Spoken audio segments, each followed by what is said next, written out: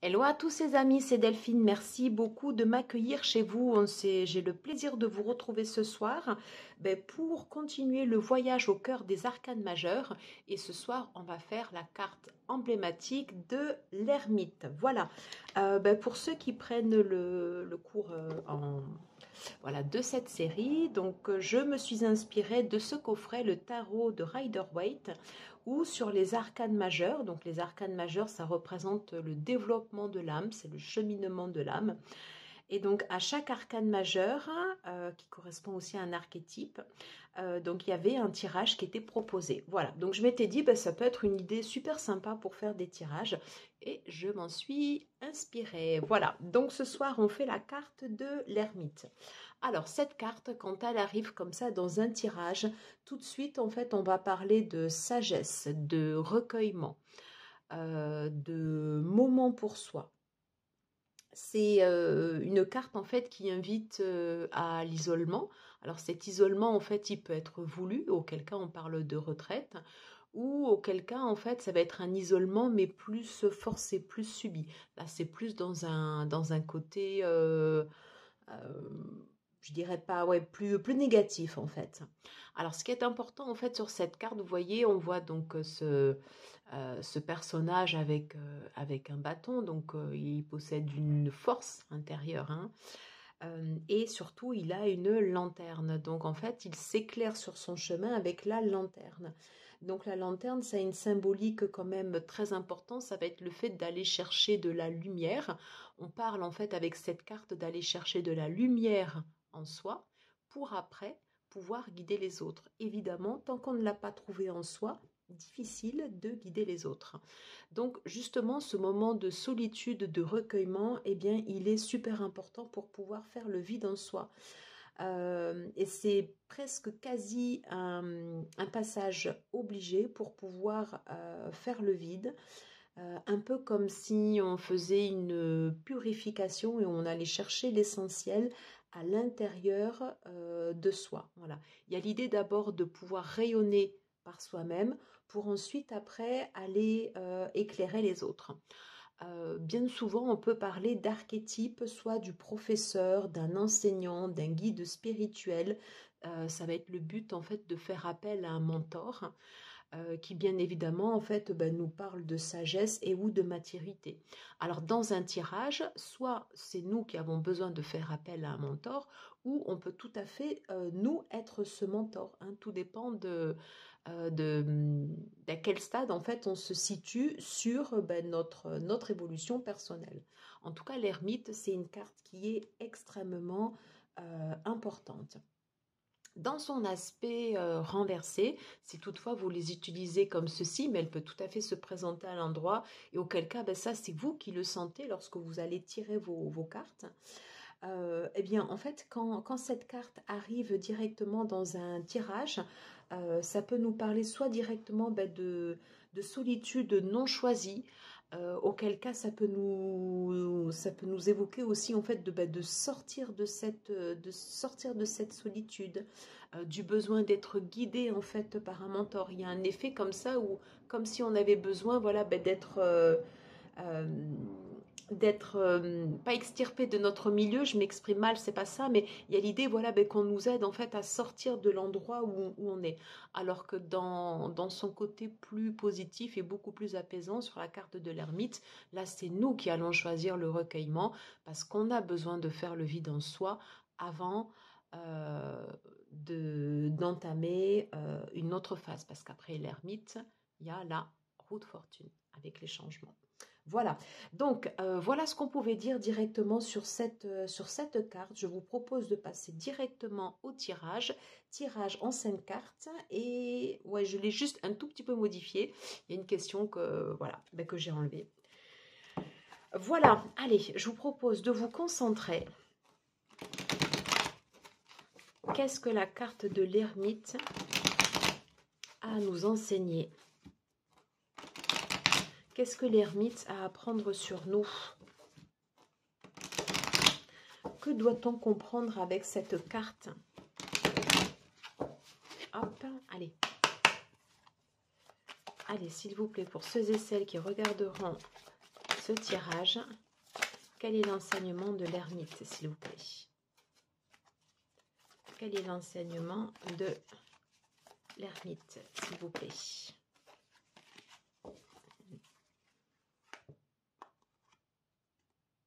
J'ai la carte du 6 de coupe qui s'est retirée.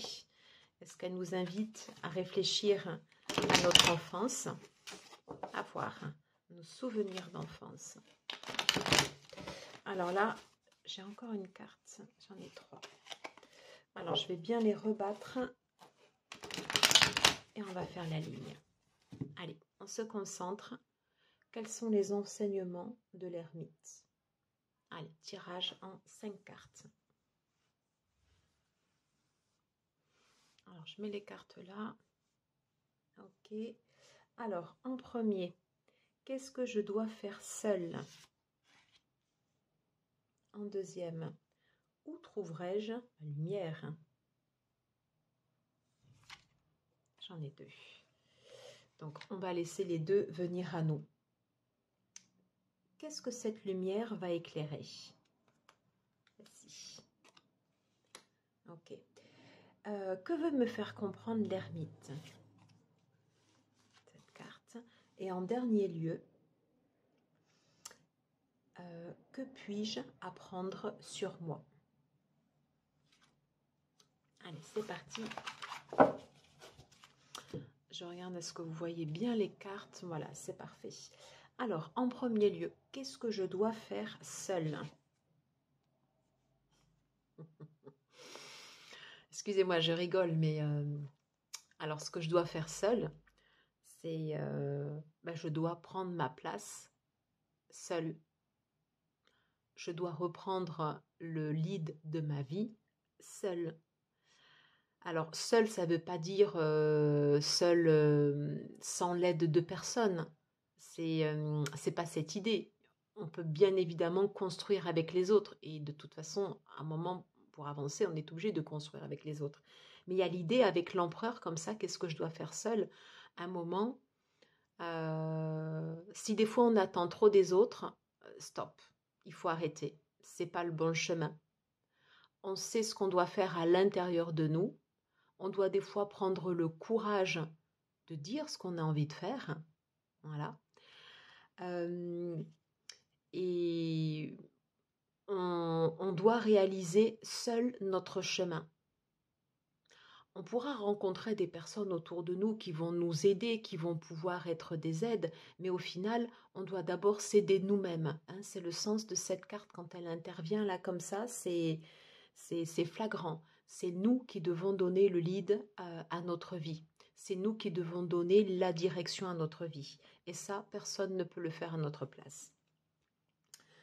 Bien, ça commence fort. Où trouverai-je ma lumière? Ok. Dans la construction, je trouverai ma lumière dans...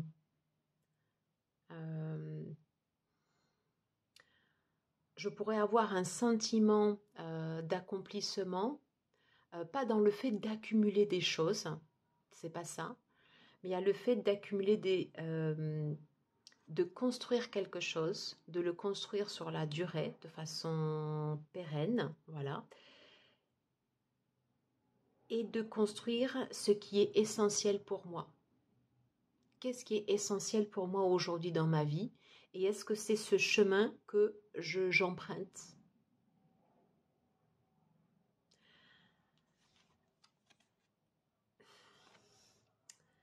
Où trouverai-je ma lumière? Dans les changements. Dans les changements. Alors, il y a plusieurs sens en fait associés à ces 2 cartes.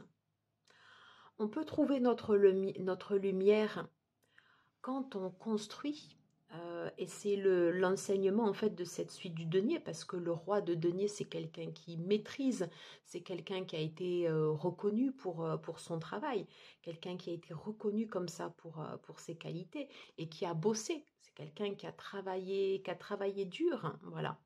Alors, 2 enseignements. Soit on trouve notre lumière dans cette voie qu'on a construite comme ça, des fois un peu avec l'idée d'une dure labeur. Voilà. dans la longévité, dans la pérennité.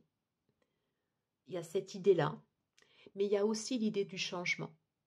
Il y a les deux cartes, hein. Il y a ces deux énergies-là, vous voyez, avec ces cartes.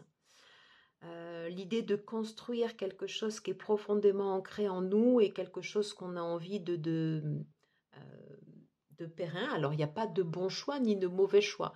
Les bons choix, ce sont ceux qui nous ressemblent, hein. Mais là, c'est vraiment deux énergies totalement différentes. Et il y a l'idée aussi qu'on va trouver notre lumière en se réinventant, en changeant. Alors, je ne dis pas en changeant tout le temps de direction, c'est pas ça, mais peut-être s'adapter au flot de la vie et changer, parce que nous, naturellement, on change aussi avec l'âge. Voilà. Et on trouve notre lumière aussi bien en abordant en fait ces changements. Et ça, c'est très important. Très, très important. Donc, deux énergies différentes, pas contradictoires. On peut continuer de construire tout en changeant, mais il y a l'idée aussi de prendre plus de risques, hein. Vous voyez, il y a des choses qu'on ne maîtrise pas là avec la roue de fortune. Tandis que là, sur le roi de denier, je ne dis pas que c'est sans risque, mais c'est l'idée en fait qu'on est sur notre chemin, on continue, on construit, et c'est ça qui nous apporte, je dirais, une lumière plus côté sécurité. Et là, ça va être le côté, en fait, un peu l'excitation du changement, aller vers de la nouveauté. Il y a l'idée, en fait, de se régénérer, de se transformer. C'est deux énergies différentes, totalement. Eh bien, alors, que veut me faire comprendre pardon. Alors, hop, troisième question. Qu'est-ce que cette lumière va-t-elle éclairer?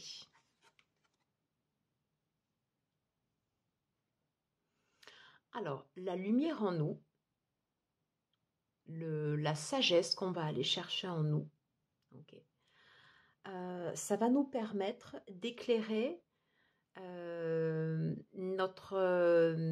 alors, c'est pas notre partie sombre, mais il y a l'idée en fait qu'on montre une face aux autres, la face un peu externe, un peu comme l'ascendant, vous savez, quand on montre le visage social, ce qu'on veut, comment on veut paraître en fait face en société, face aux gens. Et il y a l'idée ici avec cette carte, qu'est-ce que notre lumière va nous éclairer? Eh bien, elle va nous éclairer sur ce qu'il y a à l'intérieur de nous. Sur ce qu'il y a d'enfoui en nous, sur ce qu'on ne montre pas, sur ce qui reste caché, hein. D'une certaine façon, notre part d'ombre aussi, hein. Donc il y a un côté quand même qui est très lunaire, vous voyez, dans cette carte. Et justement, le fait d'aller comme ça chercher cette lumière en nous, hein, on est sur l'ermite, l'énergie de l'ermite, on va se recueillir et forcément, du coup, on va aller chercher des choses vraiment profondes à l'intérieur de nous. Cette lumière, elle va permettre d'aller chercher notre vrai moi. Et la personne qui se trouve réellement à l'intérieur de nous, souvent, elle peut être différente de celle qu'on montre comme ça à l'extérieur, hein. Donc, ça nécessite aussi, d'une certaine façon, du courage aussi, voilà, d'aller chercher comme ça cette lumière en nous. Parce qu'à partir du moment, en fait, où on la fait ressortir, voilà, c'est ce qui va émaner aussi de nous comme énergie. Donc il y a l'idée en fait après de pouvoir le montrer mais sans phare. Voilà, je ne sais pas si je m'exprime bien, mais voilà, c'est cette idée en fait de montrer qui nous sommes à l'intérieur de nous, voilà, en enlevant un peu le masque social. Voilà. Qu'est-ce que veut me faire comprendre l'ermite? Nous avons ce couple. Ce que l'ermite veut me faire comprendre, c'est que en allant chercher au fond de nous, voilà, en étant au clair avec qui nous sommes, avec ce que nous avons envie, quels sont nos réels désirs, quelles sont également nos réelles possibilités, puisqu'on est là également dans la suite des deniers. Voilà. L'ermite veut nous faire comprendre qu'on a la possibilité de pouvoir construire notre propre voie. Oups, désolée, j'ai une petite interruption, voilà.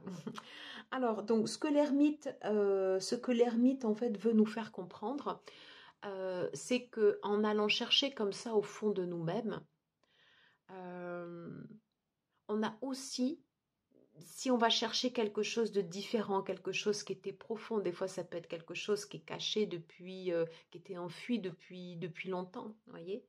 Eh bien, on a aussi cette possibilité de pouvoir construire et on a aussi cette possibilité de pouvoir avancer. On avancera peut-être de façon différente du roi de denier parce qu'on voit par exemple cette reine qui est vraiment fixée, vous voyez, comme ça sur son objectif, mais on a aussi cette possibilité de pouvoir avancer. Ça, c'est très important. Voilà. Donc, d'une certaine façon, l'ermite, au travers de ce tirage, il nous invite en fait à croire en nous, à développer, à être en adéquation en fait à être en adéquation, pardon, entre la personne que nous sommes à l'intérieur et ce qu'on montre, ce qu'on a envie de construire, ce qu'on a envie en fait de mettre en place. Voilà. Et il nous dit c'est possible, c'est possible. C'est par ces périodes de recueillement où on saura réellement, en fait, également si on est sur la bonne voie. C'est une question difficile, ça, de se dire, est-ce que je suis sur la bonne voie ou pas? Est-ce que je suis sur la voie qui me convient? Est-ce que je suis sur la voie ou sur laquelle, ok, j'emprunte un chemin, je construis mes bases ou je construis une vie, voilà, est-ce que ce que je fais, ça me correspond? À un moment, c'est aussi la question que l'ermite vient nous interpeller. Alors, elle ne nous interpelle pas comme ça en plein boomerang, mais elle vient en fait ici de façon subtile nous faire passer ce message. Évidemment, je m'inclus dedans dans ce tirage, bien évidemment, parce que pour moi, c'est un tirage qui parle fort. Hein. Voilà, qui parle fort. Dernière carte, qu'est-ce que je puis apprendre? Qu'est-ce que je peux apprendre sur moi? Eh bien, je peux apprendre de mes peurs. Voilà. En n'ayant pas peur justement de l'isolement, d'une retraite comme ça qui sera un peu voulue, le fait d'aller comme ça chercher au fond de moi, on va forcément aller déterrer des choses qu'on avait bien laissées enfouies. Voilà.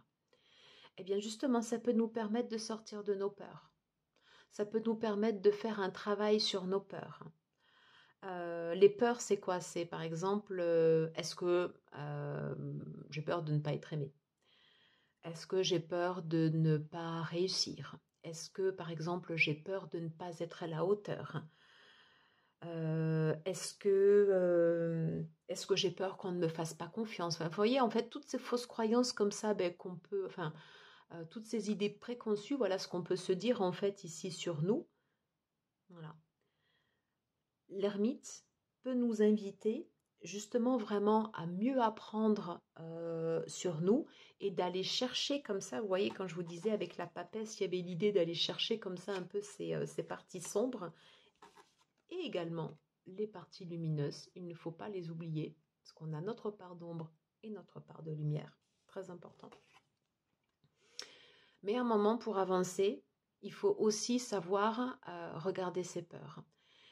Et quelque part, même si des fois c'est dur quand on a nos peurs comme ça qui ressurgissent, euh, bon, je pense par exemple à la colère, là par exemple ça va être plus personnel, mais après voilà, on peut avoir la peur de ne pas réussir, la peur de l'échec, voilà, quelque part voilà, quand elles ressortent comme ça, ou quand l'ermite nous invite à aller les chercher, c'est un travail qu'on a à faire nous, voilà, sur ce qui peut être bloquant.